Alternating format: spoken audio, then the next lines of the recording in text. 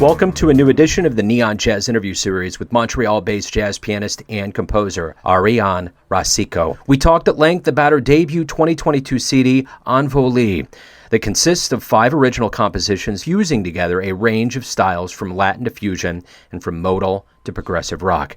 Many listeners have already been familiar with her from her 22,000 plus subscriber-strong YouTube presence that began with her cover of Queen's Bohemian Rhapsody, and that got 18 million views. She's got a great story. Enjoy. How are you? I'm fine, and you? I'm great. Thanks for taking a minute out. Well, it's no problem. Let's go ahead and start right in at the top here. I want to talk about the new album, and, you know, it's coming out now as kind of the world's opening up. It's a pretty opportune time for live shows. So before we get into the actual material in the album, how does it feel for it to come out right now? Well, I'm kind of really excited because it's a big step for me right now, and I still can't believe it. Very amazing. I'm very excited. Talk to me a little bit about what went into this album. How did you pick the songs? How did this come together? These are 5 songs that I wrote last years. Some of them, I wrote them 3 years ago.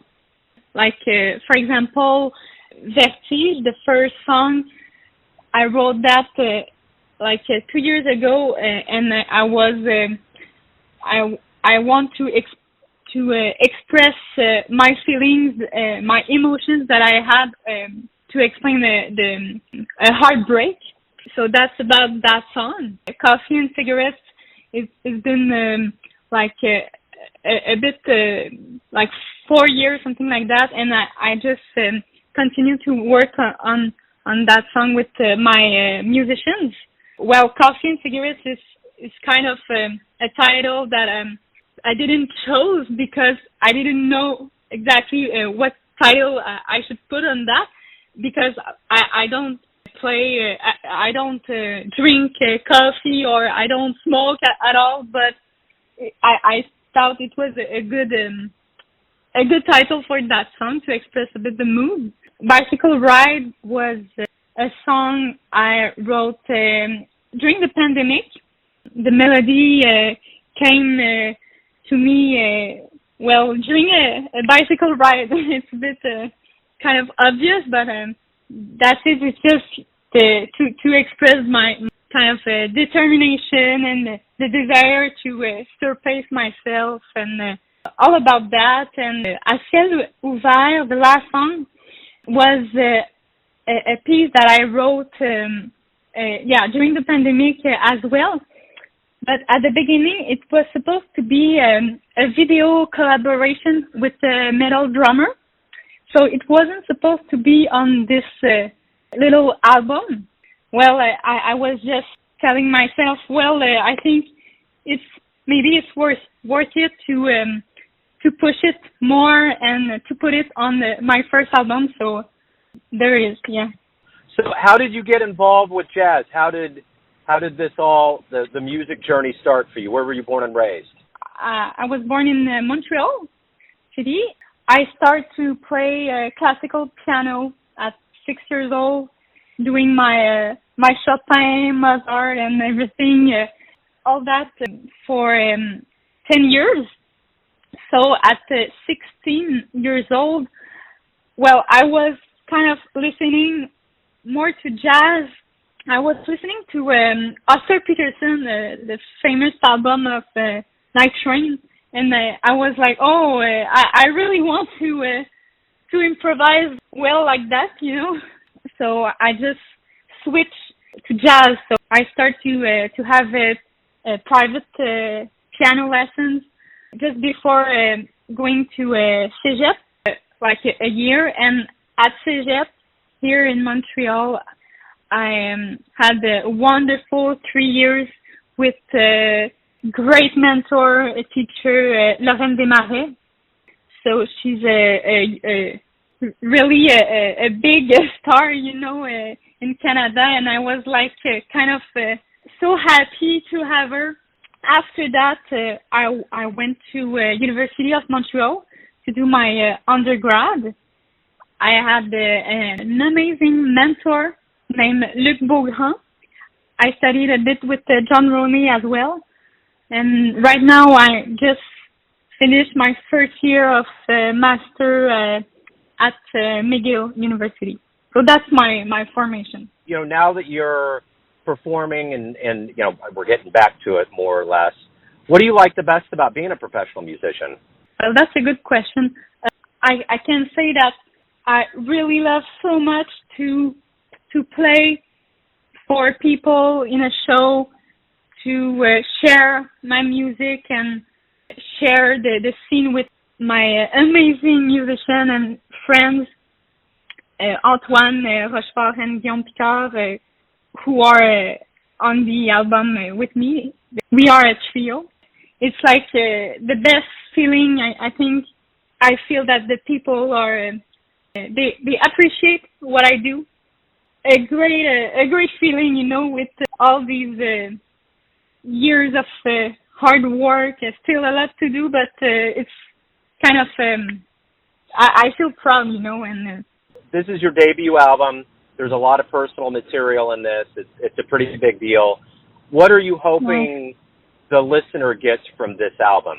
I don't know. Well, the album is kind of the songs are different, each one from each other. I had some people that really dig on the bicycle ride, for example. Or I just want that people feel the album, like the songs. They I don't know how to answer to that really. Yeah, well, I just hope that people will enjoy it, you know. So why do you love jazz? Jazz, it's like a free game. It's like we can do a bit whatever we want, and it's freedom or liberty in that.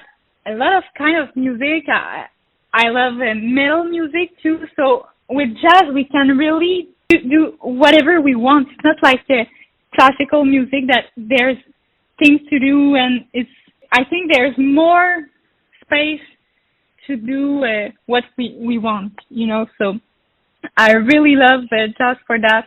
All different kind of grooves that we can have with jazz. So let's say you come to Kansas City to perform live. What could an audience expect from one of your shows? Well, they can expect a high intensity show. Very, we give a lot of energy. I put a lot of my emotions in that, and I think they can expect some great energy and a good moment, you know, to live. You know, there's a lot of passion in my music. So let's say we talk in 10 years from now, and the first question I ask you is, how's everything going? What's been going on? What are you looking forward to? What are you hoping happens in the next, say, 5-10 years? For sure, I want to do more albums. It's just my first one. I really want to have that my career is building up, you know, and I really want to start to do some international tours eventually. Maybe not in 5 years, I don't know, but maybe in 10 years, something like that. I really want to tour and share my music in different countries. That's really a big thing. You did have a video on YouTube, your rendition of Bohemian Rhapsody, that hit 18 million views. What was that like for you? What's that feel like to go viral like that for your talents? Well, that was a bit unexpected, really, because at the beginning, I did that cover for my father for his birthday, and I just hired a friend to film. That was a cover I did in Montreal in a public piano. At the beginning, well, I had, I don't know, 1,000 views, and I was like, oh, cool. And after that, it just keep grow the views, and I was like, oh my God, okay, it's going higher. Yeah, it was just kind of unbelievable. And well, I'm really happy about that. It's very, I keep have comments about that video from my YouTube channel every day. People are really, I have for sure many haters, but it's normal, you know, and it's very cool. Like, I really didn't expect to have a viral video like that. Yeah, that is pretty unexpected. Well, Ariane, thank you for taking some time out to talk about the debut album. Good luck with everything as we move forward. Thank you. Thank you so much. Thanks for listening and tuning in to another Neon Jazz interview. We give you a bit of insight into the finest players and singers in Montreal, Kansas City, and spots all over the world, giving fans all that jazz. If you want to hear more interviews, go to Famous Interviews with Joe Domino in the iTunes Store. Visit neonjazz at youtube.com. And for everything Neon Jazz, go to the neonjazz.blogspot.com. And for everything Joe Domino related, go to joedomino.com. And if you feel like it, you can donate a few dollars to the Neon Jazz cause.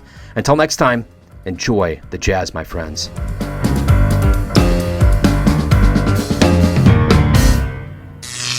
Neon Jazz.